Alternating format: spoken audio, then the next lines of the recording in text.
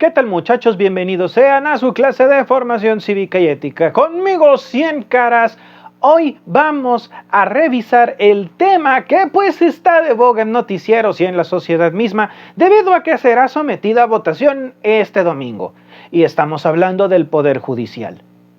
No vamos a hacer ningún tipo de propaganda ni demás. Vamos a hacer una revisión porque es muy importante, chicos, que ustedes y gente que ve el canal, pues estén al tanto de qué es lo que está ocurriendo y cuáles son aquellas áreas que pues debemos de revisar cuando hablamos del Poder Judicial. Se ha hablado mucho de que solamente es un órgano que se dedica a vigilar que se cumplan las leyes, lo cual es cierto, y que nada más se dedica a meter a la cárcel a aquellos infractores, lo cual es muy parcial. Hay otros aspectos que nosotros debemos de entender y de conocer acerca de sus funciones. Vamos a ver este pequeño clip en donde veremos un poquito de cuáles son aquellas cosas que hace el Poder Judicial en la división de poderes. Acompáñame a verlo. La principal función del Poder Judicial es resolver los conflictos que surgen entre las autoridades municipales, estatales y federales con incumplimiento de la Constitución. El Poder Judicial está compuesto por la Suprema Corte de Justicia de la Nación, el Tribunal Electoral y los tribunales y juzgados de distrito. La Suprema Corte de Justicia está formada por 10 ministros y un presidente que se reúnen en pleno para resolver los conflictos relacionados con el incumplimiento de la Constitución. También revisan las nuevas sentencias dictadas por otros órganos del Poder Judicial. Los 11 ministros son asignados por el Senado por un periodo de 15 años sin derecho a reelección. El Tribunal Electoral resuelve cualquier conflicto en relación a materias electorales. Está compuesto por la Sala Superior y por 5 salas regionales. Todos los magistrados son autorizados por el Senado. La Sala Superior la integran 7 magistrados. Durante estos años, las salas regionales las integran 3 magistrados durante 9 años. Cada estado cuenta con su tribunal de circuito y juzgados de distrito, que son los jueces encargados de resolver conflictos de incumplimiento de la ley en relación en materias como penal, administrativa, civil y del trabajo. Además, deberán proteger las garantías individuales y los derechos político-electorales de las personas. Pues allí lo tienen, muchachos. Ya que entendemos este concepto más o menos amplio acerca de lo que implica, vamos a hablar de aquellos que están dentro de él y que trabajan para nosotros. El Poder Judicial, muchachos, está allí para poder salvaguardar nuestros derechos, también para vigilar que cumplamos nuestras obligaciones y para guiarnos en caso de que haya algún tipo de abuso de autoridad. Vamos a revisar cuáles son aquellas competencias que podemos encontrar en los siguientes protagonistas o, bueno, personas que tienen papeles dentro de ello. Vamos a hablar con una magistrada, con un juez, qué pasa en las fiscalías y con un abogado.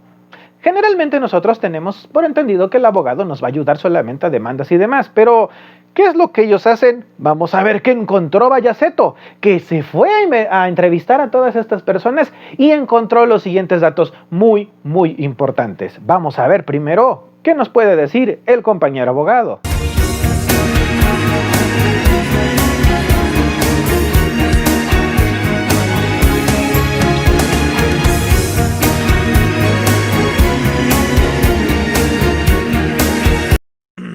¿Qué tal, muchachos? Bienvenidos sean a mi segmento conmigo, el gran Bayaceto. El día de hoy tenemos como invitado a un abogado profesional que nos va a platicar acerca de su labor. Hemos estado recorriendo y visitado a la mayoría de personas que se encuentran en medio de los procesos de lo que implica el Poder Judicial y cuáles son sus funciones. Ahora vamos a hablar de uno de los más visibles y de las personas que generalmente nosotros podemos conocer su proceder. Pero, ¿qué es lo que ellos hacen en medio de estas situaciones que pueden hablarse de situaciones de leyes, que tienen que defender a las personas o que pueden ser asesoras o parte de los que acusan? Vamos a hablar con el abogado Ángel Antonio Rodríguez. ¿Cómo estamos? Mucho gusto, Guayaceto. Primeramente agradezco la cordial invitación y un saludo también para toda la audiencia del canal. Pues aquí lo tienen, chicos, vamos a realizar esta serie de preguntas en donde veremos, no es nada más andar buscándoles el conocimiento ni nada, no, no, no, sino que nos platiquen acerca de en qué consiste su trabajo y cuáles son aquellas cosas que pues nos pueden ayudar a resolver a nosotros como ciudadanos y qué es lo que implica su profesión. Primero que nada, abogado, ¿por qué es importante conocer los derechos y obligaciones ciudadanas? Primeramente, es muy importante conocer cuáles son estas prerrogativas que precisamente la ley enmarca y los derechos, en este caso humanos, son importantes conocerlos porque nos sirven como protección y garantías de cualquier acto de autoridad, cualquier abuso de autoridad. Son son estas herramientas que se otorgan precisamente a nosotros como ciudadanos y hasta en un sentido que va más allá a los humanos, considerando no nada más a las personas, sino que hay también un tema más profundo como puede ser cualquier ser vivo, animales, que la ley hace esa distinción, pero precisamente nos sirven y nos ayudan pues los derechos humanos como herramientas para poder defendernos sobre cualquier tipo de actos de autoridad, abuso o situaciones en las que nosotros estemos implicados en una situación de vulnerabilidad.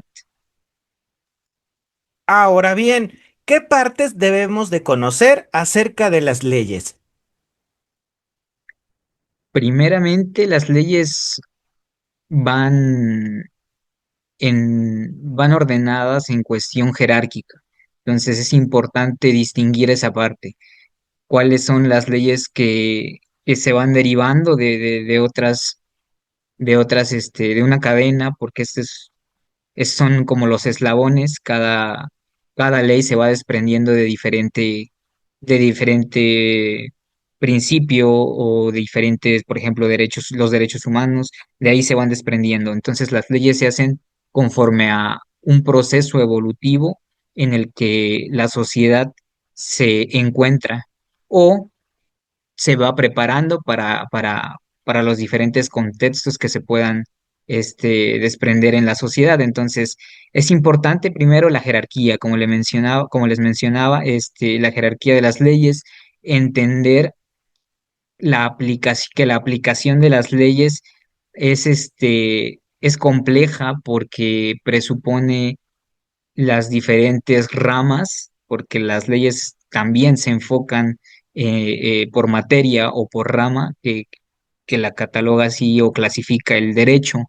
Entonces podemos encontrar el derecho penal, el derecho civil, mercantil, administrativo y una subrama pudiera ser el derecho fiscal. Es un mundo amplio, pero es importante distinguir esto. Entonces, jerarquía, la materia en cuanto a la aplicación de las leyes y por supuesto hay que saber distinguir cuando una ley es adjetiva y es sustantiva. Las leyes sustantivas son aquellas que nos enmarcan, aquellas normas que se van a dictaminar en cuanto a, como su nombre lo dice, al fondo del asunto, a la sustancia misma y las leyes adjetivas son aquellas que nos van a dictaminar o nos van a enmarcar todo el procedimiento que debe seguir determinada autoridad, puede ser tanto jurisdiccional como autoridad administrativa, porque la parte judicial no nada más, bueno, las autoridades no solamente son judiciales, sino hay diferentes tipos de autoridades y que en manera de resolución o que puedan emitir alguna resolución no siempre deben ser las judiciales. Ahora bien, vamos a ver qué nos dicen la magistrada, el juez Y la fiscal, acompáñame a verlo. Hoy tenemos a una invitada muy especial que nos va a platicar acerca de esta parte del Poder Judicial, esta parte que pocos conocemos y que a veces en los medios de comunicación pues se mencionan cosas que pueden ser pues muy tergiversadas y que no se conocen a fondo. Estamos hablando de las cuestiones de los magistrados. Tenemos como invitada a la magistrada Lisbeth Hernández Ribón y ella nos va a platicar acerca de cuáles son aquellas cosas y atribuciones que ellos hacen y cómo es que nos cuidan y procuran las leyes. ¿Cómo estamos, magistrada? Hola, muy bien, muy contentas y feliz con este recibimiento. Contagias tu entusiasmo y muy contenta de la invitación. Y pues las funciones que realizamos te las platico primero en términos sencillos, claros. Fíjate que hoy me tocó acompañar a una niña para explicarle precisamente qué hace una magistrada, qué hace un magistrado. Y así, en un ejemplo muy concreto, muy sencillo, le dije, mira, si tú en tu salón de clases llega una de tus compañeritas o un compañerito y te pelea una silla, te quita una silla porque ella cree que tiene las razones para ocupar esa silla y a la vez tú dices que te pertenece o que también tienes razones para ocuparla, bueno, ahí pues ya hay un conflicto, ¿no? Hay una controversia, hay una discordia y puede llegar alguien y escuchar las razones de ellas o de él y las razones tuyas. Una vez que las escucha, pues toma una decisión y de acuerdo a lo que cree que es justo y que debe ser pues lo mejor en ese conflicto, pues toma la decisión y decide que tienes tú la razón o tu compañera o compañero. Y es tomar una decisión. Eso es lo que hace una magistrada o un magistrado, que nos llegan los conflictos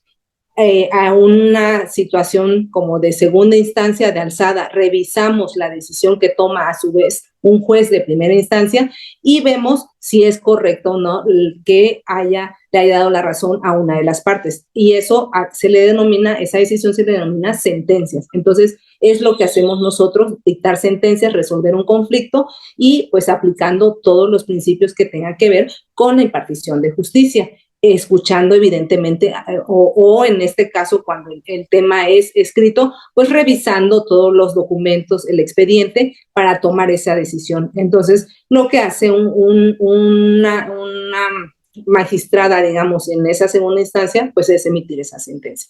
Además de que para que llegue ese conflicto a nuestras manos para decidir, pues hay todo un trámite, ¿no? Y también vigilamos ese trámite que sea correcto, que cumpla con las formas. Eso es lo que hacemos las magistradas y los magistrados. Poder Judicial. Entonces le damos las gracias aquí a la licenciada Sandra. Muchas gracias. No, muchas gracias a ti por la atenta invitación. Es un placer. Y pues vamos a hacerle las siguientes preguntas. ¿Está usted lista? Sí, adelante. Bien. Muy bien. Ahora, usted lleva a cabo una función en específico y pues si nos pudiera usted platicar cuáles son las atribuciones de un fiscal. Mira, Vallatazo, te podría comentar pues lo que dice la ley, los artículos y recitarte las 24 fracciones del artículo 131 del Código Nacional, pero pues no es el caso. Fundamentos jurídicos tú los vas a poder encontrar como cualquier servidor público, obviamente. La Fiscalía General del Estado pues tiene una ley orgánica, tiene un reglamento de la ley orgánica y se basa mucho nuestro actuar a través del Código Nacional de Procedimientos Penales, que es como nuestra Biblia, ¿no? Esa es la que traemos todo el tiempo aquí, que es nuestro día a día. Y bueno, pues tú ahí en ese artículo 131 vas a encontrar las atribuciones o las obligaciones del Ministerio Público y atribuciones específicas en la ley orgánica del poder, de la Fiscalía General del Estado y el reglamento dependiendo el tipo de fiscal. Fíjate que no me gustaría, lo voy a decir de forma muy general porque la Fiscalía, voy a hablar, yo soy parte de la Fiscalía General del Estado de Veracruz, pero habemos muchos tipos de fiscales que vemos diferentes tipos de delitos. Entonces, bueno, sí, podremos abundar un poquito más adelante de eso, ¿verdad? Pero de forma muy genérica y para no hacer los bolas, nuestra función principal es la de ser la representación social cuando una persona es víctima de un delito, ¿sí? En este caso, todos sabemos que nuestro deber es la investigación de los delitos. Es decir, si yo como ciudadano, como gobernado, siento que fui víctima de algún tipo de delito, entonces yo acudo ante la representación social como el ente de procuración de justicia, no impartición. O sea, fíjate que ahí voy a hacer un pequeño paréntesis y te voy a platicar una experiencia muy personal que tengo en mi, bueno, que vivimos mucho, yo creo que los fiscales, y sobre todo porque yo estoy en un área que es como el embudo de la fiscalía, en el que tenemos mucha atención a público en general y tenemos que orientarlos, canalizarlos y algunos delitos porque vemos delitos menores, en mi caso. Entonces, hay mucha desinformación. La ciudadanía piensa que uno como fiscal le va a resolver su problema, el que uno va a meter a la cárcel al que le cometió el delito o a quien considera a ellos como responsable del hecho, y no, nosotros somos el ente que va a coadyuvar, ¿sí?, como representantes sociales para que se haga una adecuada investigación de su caso, y en caso de que se presuman elementos en el que podamos advertir un probable hecho delictuoso que se pueda llevar ante un juez que es el que imparte la justicia, en este caso, el que va a decir si se condena o se absuelve, ¿verdad? Entonces es cuando llevamos los casos, estos casos se les llaman ejercitar la acción penal, ¿sale? Cuando uno inicia las carpetas de investigación, porque así se les llaman carpetas de investigación, a través de los hechos que nos ponen en conocimiento de la ciudadanía como probables constitutivos de delito, en esa etapa se investiga el Ministerio Público con el mando en conducción que se realiza de nuestra parte con apoyo y coadyuvanza, obviamente, de los peritos y policías, en específico, apoyo de todo tipo de policías, pero muy en específico de la policía de la Fiscalía, que son los policías ministeriales. Entonces, en resumen, podríamos decir que el Ministerio Público es el órgano de investigar, ¿sale? Con objetividad, con diligencia, todos los posibles hechos delictivos en busca de la justicia y legalidad, ¿sale? Pero como representantes sociales. Y en dado caso, llevarlos ante el ente de impartición de justicia. Por eso somos de procuración, ¿sale? Igual tampoco somos de prevención del delito, ¿sale? Estamos hablando de el juez Fermín Santiago Santiago. ¿Cómo estamos? Muy bien, Payaseto, la verdad es que me da mucho gusto estar contigo y con todo tu público, con los niños que todos que te siguen a ti, ¿verdad? Con las personas adultas también que te siguen. Y para mí es un placer estar aquí contigo. ¿Cuáles son las atribuciones de un magistrado o en este caso también de un juez como usted? En este caso, de mi parte, conocemos, y para los chiquillos les digo, que para defender sus derechos, y les voy a hablar en un plano muy, muy simple, para defender sus derechos, chiquillos, ustedes tienen un arma secreta, digamos así, que se llama juicio de amparo. Y nosotros, jueces federales y magistrados federales, conocemos de esta arma secreta. ¿Para qué? Para que se hagan respetar los derechos de los chiquillos. Por ejemplo, si un niño está enfermo y no lo quieren atender, nosotros obligamos a las autoridades a que lo atiendan debidamente en el sector salud. Si al niño no le quieren impartir o no le quieren dar clases, nosotros obligamos a que las autoridades educativas le den clase. Entonces, para los niños sí es muy importante saber que esta arma secreta se llama juicio de amparo y que exclusivamente la manejamos los jueces federales, porque hay jueces también locales y magistrados locales. Ellos no conocen de este juicio de amparo. Nosotros somos exclusivamente, es competencia, digamos, nosotros somos los únicos que conocemos de esa arma secreta. Cuando les preguntamos acerca de cómo se podrían vincular con la ciudadanía o cómo nosotros pudiéramos acercarnos a su trabajo, esto es lo que nos respondieron. Para tomar decisiones, ¿nos podría platicar un poquito de cómo es este vínculo con la ciudadanía y cómo nosotros podemos entender un poco mejor su quehacer? Claro que sí, Cien Caras. Fíjate que ahora sí, contestando primero a la parte del tema de las leyes. Las leyes se encargan de crearlas y de aprobarlas los legisladores. Esas son las atribuciones de parte de ellos. Ellos las crean, ellos llevan a cabo la escucha de la ciudadanía, la problemática de la ciudadanía, y para ello crean leyes. Y eso se traduce en que nosotros apliquemos esas leyes. O sea, nosotros nos tenemos que regir bajo lo que está en la ley, tenemos que aplicar lo que está en la ley. Evidentemente, ya ahorita hay un tema de progresividad de derechos humanos, hay un tema, notamos que una ley de alguna manera tiene cierto tema le llamamos alguna categoría sospechosa, algún tema que no vaya hacia lo justo o violente un derecho humano, pues tenemos ahí ciertos instrumentos para poder generar una decisión más justa, independientemente en algunas ocasiones excepcionales de lo que diga la ley. Y bueno, nosotros nos encargamos de aplicar la ley. Ahora, ¿cómo nos vinculamos con la ciudadanía? Nos vinculamos a través de la emisión de esas sentencias y de que sea esa emisión clara, sencilla, que sea entendible hacia la ciudadanía, y es ahorita pues lo que se está pugnando, ¿no? Que tengamos ese acercamiento a través de nuestras decisiones y que se entiendan. Otra forma pues es, en mi caso pues siempre he sido una juzgadora de puertas abiertas. Si las personas acuden a verme, las escucho, y que finalmente también eso te ayuda para que te dé otro contexto en esta decisión que tomamos, en este análisis del conflicto o la controversia que llega a nuestras manos, y poder decidir bajo esa plática, esa situación que nos externan pues de viva voz las personas, y que ayuda mucho porque las conoces de frente, ¿no? O sea, las escuchas, ves sus expresiones, y te permite generar otra visión en el análisis del asunto. Y ahorita, bueno, eso también ha sido un reto.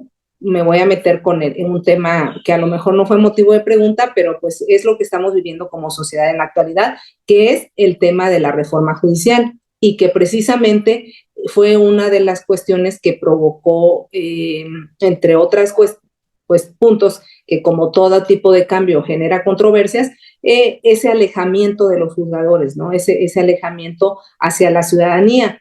Entonces, ahorita, con la parte de la reforma, donde ya hay una elección, pues está permitiendo que quienes quieran aspirar a ser juzgadores, quieran aspirar a llegar a un cargo de impartición de justicia, pues se acerquen a la ciudadanía, que los conozcan, y que los vean, pues, tanto en forma muy cercana, como que vean también qué propuestas tienen y qué clases de personas. Tú sabes que pues tanto el cuerpo como la mirada no mienten, entonces pues ahí van conociendo el tipo de persona, ¿no? Entonces esa también es una forma ahorita, el reto que se tiene para acercarse a la ciudadanía. Perfectamente. ¿Cómo se vinculan con la ciudadanía y cómo podemos consultar sus quehaceres? Nosotros nos vinculamos con la ciudadanía más que nada a través de nuestras sentencias, ¿no? Dicen, ahora está muy de moda que hay que ser muy cercano a la gente. Escucho a varios candidatos a jueces que dicen, quiero ser un juez cercano a la gente. Pero no se trata de ser cercano en cuanto a que vayamos a comer, vayamos a pasear con ellos. No, de eso no se trata la cercanía. La cercanía se trata de que nosotros seamos sensibles a la situación de cada persona, y cuando escribamos nuestras sentencias, ahí plasmemos precisamente esa realidad que vive cada persona, ¿no? Porque de nada sirve que yo vaya a comer con una persona y me diga su realidad si no la hago ver en una sentencia, en una resolución, en lo que yo hago, ¿verdad? Entonces, esto de cercanía de la gente se trata más que nada, no de un eslogan político, sino de un eslogan político, sino de una realidad jurídica, es decir, sentarla, ver cada circunstancia de cada persona en las sentencias, ¿no? Por ejemplo, te quiero dar un ejemplo que me sucedió hace poco y que lo he puesto en otras entrevistas, en otros programas, pero que para mí es muy importante y va de la mano para los niños. Resulta que este niño pues está en Estados Unidos con sus papás, por cualquier circunstancia viene a México, bueno, o se vienen a México toda la familia, y resulta que en Estados Unidos ya había terminado la educación preescolar. Y llega aquí a México y él tiene 5 años. Él cumple 6 años en este mes de abril. Y entonces la ley que rige la educación nos dice, para poder entrar a primaria es necesario que el niño cumpla por lo menos 6 años a diciembre del año escolar. Es decir, en este caso el niño no podía entrar a primaria porque la ley, porque él cumple 6 años hasta el mes de abril.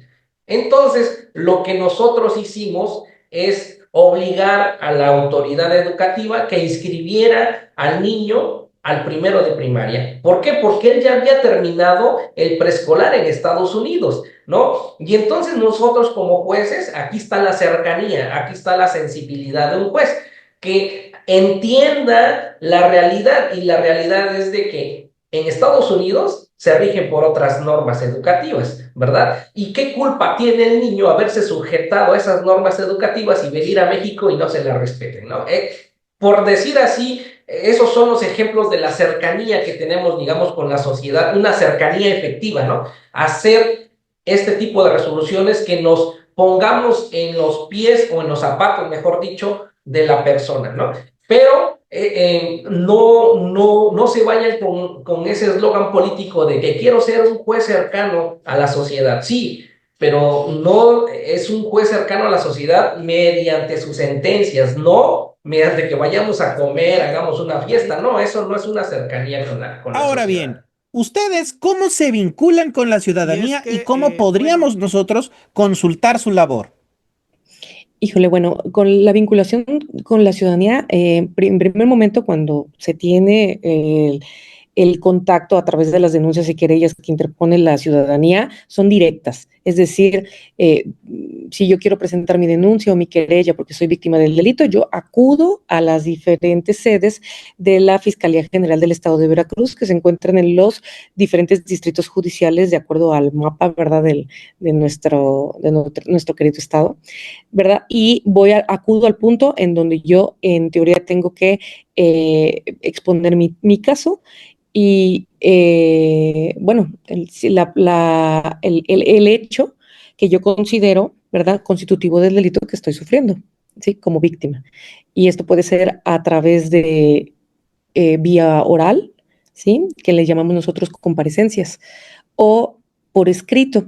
Y fíjate que me gustaría puntualizar esta parte porque yo he notado mucho desconocimiento. A veces vienen personas a que las orientes, muchas orientaciones, ¿no? Y entonces cuando uno atiende a la ciudadanía por ejemplo, tal vez llegas a explicar que su problemática no es de índole penal, supongamos, ¿no? Y le explicas, bueno, aquí usted tendría que hacer, pues, por la vía mercantil o por la vía civil, porque esto en determinado momento es muy probable que no prospere por la vía penal por ser de distinta naturaleza, ¿no? Y ellos te preguntan, mucha ciudadanía te pregunta, pero allá cómo me atienden, y híjole, es cuando les dices es que tienes que contratar, bueno, ya en Poder Judicial tú tienes que tener una representación con un abogado cuando es diferente materia que la penal. No hay una representación social en materia civil, una representación social en materia mercantil, ¿no? Como lo es solamente en la penal, que se necesita la investigación de los delitos, ¿sale? ¿Y qué otra cosa? Bueno, yo te podría decir cómo podemos vincularlas. Hay las páginas de transparencia, redes sociales, la página de internet. Fíjate que Fiscalía, sus resultados, su labor propiamente, por ejemplo, publica en fuentes abiertas, publica, y redes sociales, por ejemplo, cada vez que hay una sentencia condenatoria, importante o relevante, o cuando, no sé, creo que todos hemos visto alguna página de detienen a Pepito N, ¿no? Y le censuran la carita y te dicen, o vinculado a proceso, o ejecutan una orden, o sentenciado, ¿no? Condenatoria, ya. Bueno, ahí nosotros podemos irnos dando cuenta, por ejemplo, de parte de la labor, así como las comparecencias que se hacen, ¿verdad? Que los titulares tanto del Poder Judicial, bueno, pero en este caso Fiscalía, que es la pregunta directa, pueden hacer a través de nuestros titulares, ¿verdad? Que lo hacen a través del Congreso y van dando los resultados, por ejemplo, de los índices de violencia, el abatimiento, la cantidad de denuncias, etcétera. Pero bueno, en general, en Internet están las fuentes abiertas, en páginas y de forma presencial, ¿verdad? Cuando les preguntamos acerca de cuál es la importancia del Poder Judicial, esto es lo que nos respondieron. Bien. Primero que nada, ¿por qué es importante conocer la labor del Poder Judicial? Híjole, yo te podría decir que es súper importante ver cómo funciona pues la justicia en nuestra sociedad, partiendo como base en eso. Mira, primero que nada, todos es un deber ciudadano que nosotros tenemos que saber al menos el cómo conocer la forma en la que se garantiza el cumplimiento de las leyes para poder nosotros el día de mañana o en un futuro poder abogar por nuestros derechos, nuestras libertades, el acceso a la justicia que tenemos. Así que es un tema importantísimo e incluso aunque no seamos operadores del derecho, ni abogados, es importante que tengamos las nociones básicas de cómo funciona el sistema de justicia en una sociedad, porque somos parte de ella. Y es aquí el llamado, chicos, es que ustedes consulten las leyes que están pues vigentes, cuáles son aquellos cambios que se están buscando hacer y sobre todo ser participativos. Nuestro deber como ciudadanos es estar debidamente informados y contrastar cuáles son aquellas opciones que nos ofrecen. Hoy vamos a vivir, bueno, vamos a estar próximos a vivir una cuestión pues inédita en la historia del país y es esta elección, ¿no? De pues quiénes van a ser los juzgadores, magistrados y demás. Ahora bien, ¿por qué es importante conocer la labor del Poder Judicial?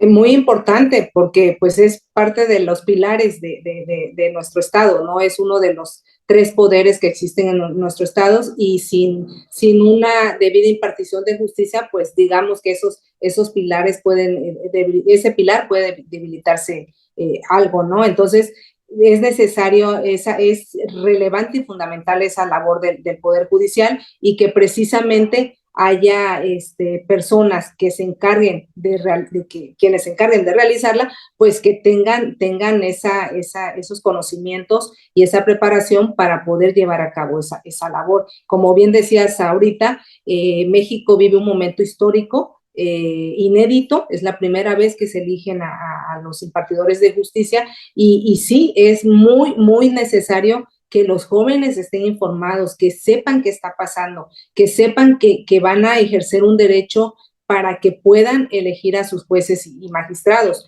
Esto ocurrió apenas en septiembre pasado, es muy reciente, y créeme que en los recorridos que hemos hecho, pues nos encontramos que desconocen, que no están informados, y la verdad es muy importante informarse, es muy importante saber qué está pasando en nuestro país, es muy importante ejercer ese derecho que ya ahorita está otorgado a nivel constitucional para que puedan elegir a quienes serán los próximos impartidores de justicia. Entonces, sí es importante que estén informados y va de la mano, pues va también esa labor que nos corresponde como impartidores de justicia para poder generar ese bienestar que se busca hacia la sociedad. Poder Judicial. Porque actualmente la labor del Poder Judicial está muy confundida dentro de la sociedad. Se cree que el Poder Judicial es la policía y el Poder Judicial no es la policía. La policía pertenece a otro órgano que es la Fiscalía General del Estado o bien pertenece al Poder Ejecutivo, ya sea depende del gobernador, de la gobernadora o bien de la presidenta de la República. Pero nosotros no tenemos a nuestra disposición la fuerza pública, no tenemos a disposición la policía. Lo que sí podemos es pedir el auxilio, eso sí, podemos pedir el auxilio de la fuerza pública, pero digamos que no somos el mando directo de la policía. Y eso es algo muy importante que los chiquillos sepan diferenciar, ¿verdad? Porque luego se dice, se confunde mucho que dicen, la policía judicial, pertenece al Poder Judicial. No, absolutamente, totalmente falso esa afirmación. Pero, hablando acerca de estas cuestiones relacionadas a lo que son, pues, las leyes y las instituciones, ¿qué es el Estado de Derecho y qué implica? El Estado de Derecho se puede entender como aquel sistema y organización en el cual una un gobierno en específico, un país, puede, se debe enmarcar legalmente, es decir, que las leyes, qué leyes van a regir a a ese país y sobre eso se va a guiar. Es importante distinguir que el Estado de Derecho, una de las principales características que guarda es la independencia y la separación o división de poderes. La división de poderes es importantísima para más en nuestros días que hay una controversia importante en cuanto a las reformas que han ido surgiendo dentro del país y no nada más en materia judicial, sino en otras, en otras ramas, porque la división de poderes para un Estado de Derecho es como su eslabón más importante. Están concatenadas, va muy de la mano este tema entre Estado de Derecho y la división de poderes. Y bien, como pudiste revisar, tenemos un amplio panorama acerca de lo que implican el ejercicio del Poder Judicial, de lo que son aquellas leyes a las cuales nosotros tenemos que entender, tenemos que obedecer, pero que también tienen ciertas interpretaciones bajo ciertas causales y situaciones. Acercarnos a ver qué es lo que hacen nuestros servidores públicos es deber de cada uno de nosotros como ciudadanos y el vigilar que estos hagan las cosas pues como se debe, sobre todo para que nosotros tengamos la confianza de poder sentirnos representados y sobre todo pues cuidados por ellos. Esto también nos deja que tenemos que conocer a nuestras leyes y saber cuáles son aquellas cosas que tenemos que cumplir, así como aquellos derechos que nosotros podemos utilizar para poder defendernos de algún abuso de autoridad, para poder ejercer libremente nuestra ciudadanía y sobre todo para poder convivir en paz en esta sociedad. Así es que los dejo con esto. Soy 100 Caras y nos vemos en la próxima.